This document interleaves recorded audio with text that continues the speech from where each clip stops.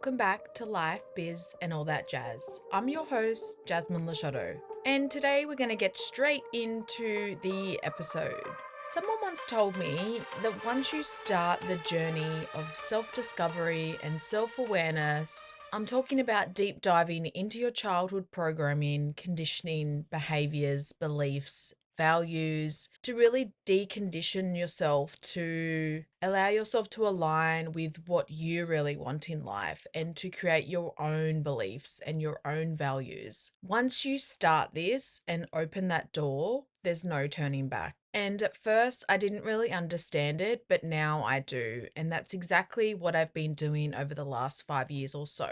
The real progress really escalated after deciding to live alcohol free, which has almost been 2 years now. This type of journey allows you to continue to learn more and more about yourself, and you get to a point where you become so self aware. It's a little bit wild, where you now embrace triggers and you enjoy them because you know that when something triggers you or someone triggers you, it's a flick of a switch in your brain and it tells you that you need to work on that area or whatever that person's triggering you with, instead of getting defensive, deflecting, or looking at it in a negative aspect. So let's get started with today's episode. Towards the end of 2024, I thought I was at the peak of my growth journey, ready to start the new year, and was excited about completing my first 65 to Thrive program. But right at the end of 2024, just before Christmas, I got knocked back a little bit. I wasn't prepared for how this would feel. I wasn't sure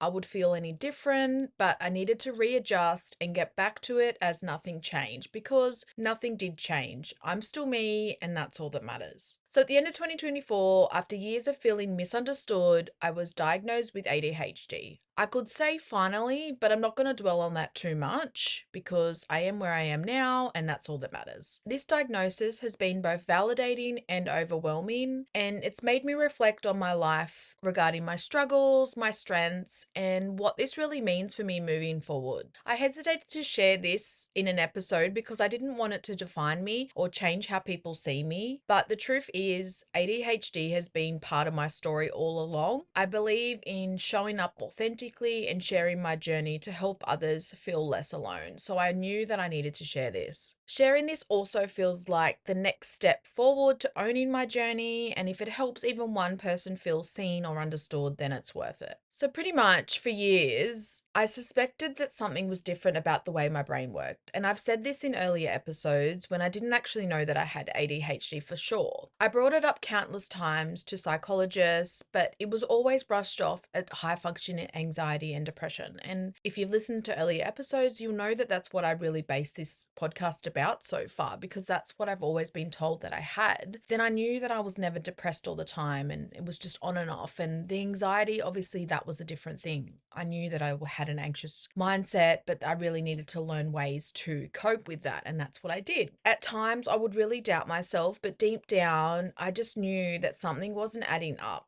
And I learned to embrace who I was. I created all these coping mechanisms in all areas of my life. I learned to thrive how I was and accepted that my brain worked how it did. And that was it. It wasn't until around the middle of 2024 when I decided to give up coffee. Well, that's when I noticed coffee really helped me function and stay focused throughout the day. I went around 6 months without coffee, and that's when I decided to dig a little bit deeper in the assumptions of having ADHD. I found information about coffee and how it is a mild stimulant, it improves focus, attention, and it really helps with the working memory for people with ADHD. It works by blocking certain receptors in the brain and also helps boost dopamine levels, which can then enhance our motivation and stabilize our mood. So for me, coffee really kickstarts my brain in the morning and it helps me tackle tasks and stay focused. It's all about balance because really too much coffee can lead to jitters and disrupted sleep, which is why I decided to stop drinking it, because I was drinking too much and I really was focusing on getting 8 hours of sleep a night. But for now, I really need it to assist me and get me through my day and stay focused. first. The more I researched on this, though, the more everything clicked and I really felt seen and heard. ADHD in adults is often underdiagnosed, especially in women, and research shows that ADHD in symptoms in girls and women is frequently misinterpreted as anxiety, depression, or even laziness due to societal expectations and gender norms. Then the questions started overflowing. The more research that I did, the more that I was questioning things, and my brain went into overdrive with the what if spiral. It was a mix of emotions of relief, validation, but also frustration. What if I'd known sooner? Would things have been easier for me at school, at uni, or even in relationships? Would I have felt less frustrated with myself for needing to work harder than everyone else just to keep up? It's hard not to think about what could have been, but then I remind myself, if I didn't have ADHD, would I have achieved what I had? Would I have found my creativity, my resilience, my problem solving skills that ADHD has really forced me to develop? And while the challenges have been real, I can't ignore the strengths ADHD has brought into my life. I never like to focus on the negatives because, like I said before, I've adapted my whole life without knowing for sure if I did have ADHD. And for me, I've never known any different and assumed that most of the time other people's brains worked like mine also.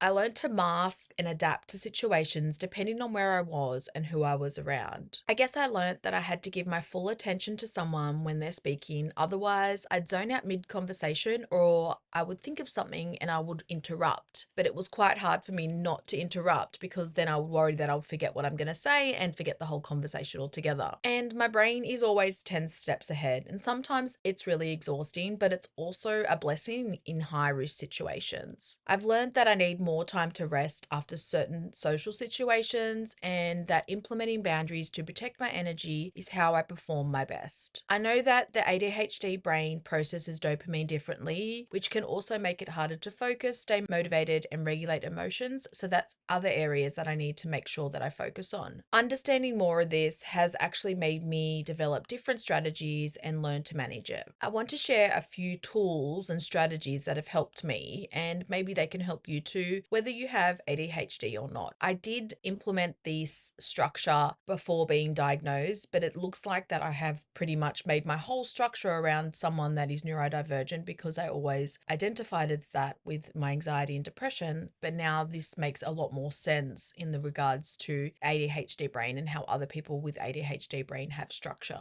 So I really find that creating systems and routines that align with my energy help me stay on track better, even when my mind feels chaotic. And I think it's really about practicing self-compassion, which I know previously I was quite hard on myself if I would feel like I couldn't do the work or, didn't get it done in time, or I'd leave something to the last minute. So some days you just have to know things aren't going to go as planned, and just to remind yourself that it's about progress, not perfection. I also find that when I feel overwhelmed, breaking tasks down into small, manageable steps helps stay focused and prevent procrastination. And then it's all about celebrating wins and reflecting on the small wins that will build up to be positive behaviors. Another big thing that has worked for me is using tools to help with distractions like timers or moving my workspace around the house to ensure that I don't get bored where I'm sitting or get distracted to do some washing or clean up in the kitchen. Let's rewind to when I decided to stop drinking, which is just over a year and a half now. And at the time, I didn't know I had ADHD, but looking back, sobriety was a turning point for my mental clarity and would have supported this. Alcohol has been my way to keep my mind quiet, to really help dull the overstimulation and anxiety that I could never explain. It was also what prevented me from fully understanding myself, and research shows from the Journal of Addiction Medicine that people with ADHD are more likely to self-medicate with substances like alcohol, but this only worsens focus, emotional regulation, and overall mental health. And studies also published in the Alcohol Research Current Reviews